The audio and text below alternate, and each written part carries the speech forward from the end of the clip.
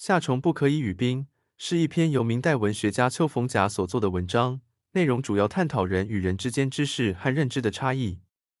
这篇文章通过夏虫语冰的比喻，表达了对于不同境遇下的人对事物认识的有限性和局限性的看法。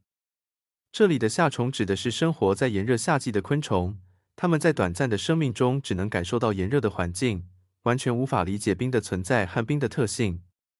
文章中，邱逢甲用夏虫来象征那些视野狭窄、知识有限的人。这些人就像夏季的昆虫一样，仅仅能够感知自己所处环境的状况，对于自己未曾接触或理解的事物毫无概念。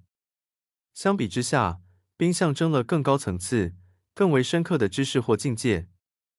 这样的比喻揭示了人们在不同的时空背景和经历中对事物的理解能力存在着根本的差异。邱逢甲通过这篇文章表达了一个重要观点：人们的认识是受到自身经历和所处环境的限制的。夏虫虽然无法理解冰的存在，但并不意味着冰不存在，只是它无法感知罢了。这告诉我们，在对待陌生事物时，要保持谦逊和开放的心态，理解并尊重那些超出自己认知范围的事物和观点。这种思想不仅适用于古代，也对当代人们具有深远的意义。在现代社会中，我们应该以更加包容的态度去面对多元的观点和知识，认识到每个人对事物的理解都是受限的，而这种限制往往来自于我们自身的经历和背景。